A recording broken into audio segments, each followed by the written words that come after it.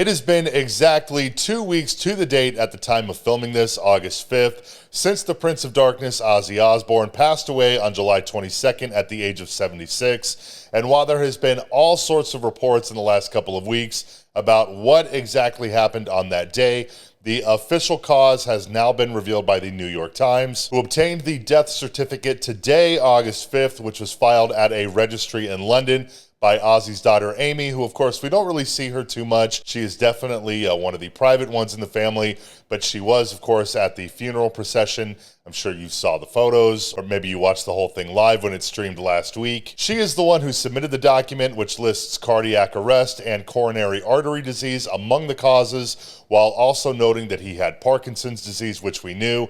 That was, of course, revealed a number of years ago. And according to the New York Times, the certificate specifically says that Ozzy died, quote, A, out of hospital cardiac arrest, B, acute myocardial infarction, C, coronary artery disease, and Parkinson's disease with autonomic dysfunction joint causes. What is really amazing, though, is that the certificate apparently listed Ozzy's occupation as songwriter, performer, and rock legend. You know, the fact that rock legend is listed as his job on his death certificate really speaks volumes about how high in regard Ozzy is held the world over.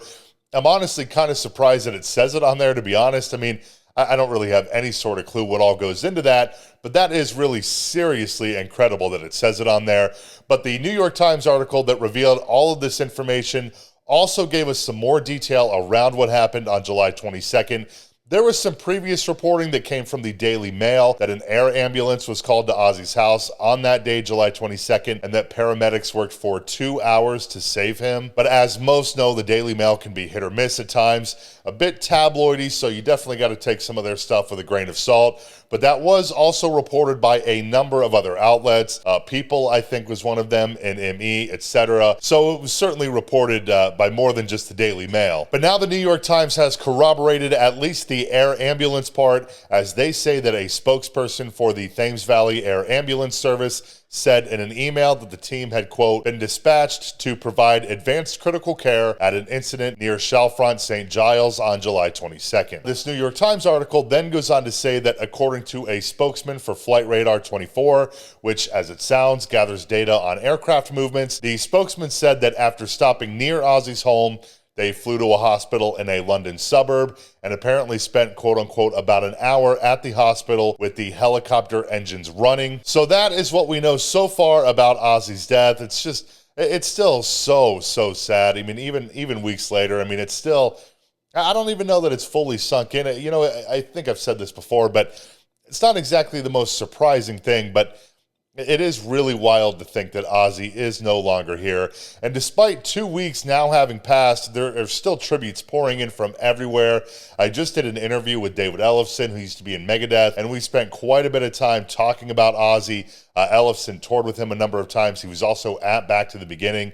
He played with one of the supergroups, so be on the lookout for that when that drops, hopefully here within the next few days. And there's quite a steady drip of official Ozzy releases coming in the near future.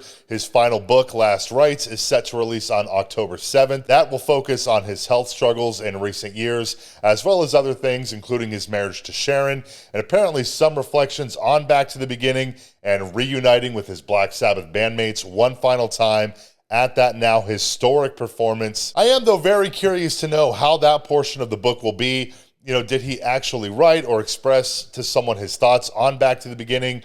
Was he able to write those? I mean, who knows? The book was announced shortly after Back to the Beginning and like a week and a half before his death. It was like right in between the two.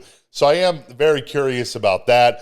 But aside from the book, there's also a documentary coming this fall to Paramount Plus. It's called Ozzy Osbourne, No Escape From Now, which is also focused on his health struggles and will feature Ozzy's family, as well as Tony Iommi, Zakk Wylde, Robert Trujillo, a bunch more. So be on the lookout for that. And the doc will also apparently contain some footage that was shot at Back to the Beginning, so that will certainly be very interesting to see. And of course, that historic concert Back to the Beginning will be shown in theaters in early 2026. But as you probably know, the whole thing was like 10 hours long, and the movie will be trimmed down to just 100 minutes. And will showcase highlights throughout the day and some behind-the-scenes stuff. I would have to imagine that it'll show the full Ozzy and Black Sabbath sets, which I think both of those were about a half hour each, so totaling maybe an hour or so. And then I would imagine they'll probably show a few of the best covers performed by various artists throughout the day. There is going to be a physical release later in 2026, so hopefully the whole thing will be available on DVD or Blu-ray, but I don't know. It really is a ton of footage. Maybe there'll be a nice box set or something. I don't know, but there is going to be a lot of Ozzy releases over the next year or so. More announcements will probably come in due time, I would imagine, and I am here for it. I mean, you can never have too much Ozzy, especially now in the wake of everything that's happened. It's still just such a major bummer. I think, to some extent it was like, Ozzy's just going to be here forever, and now he's not. So really, really so sad. So I am very much looking forward to all of these upcoming releases, but that is going to do it for now. Thank you so much for hanging out. Feel free to drop a like, subscribe below if you feel like it, and I will see you next time. Rest in peace, Ozzy Osbourne.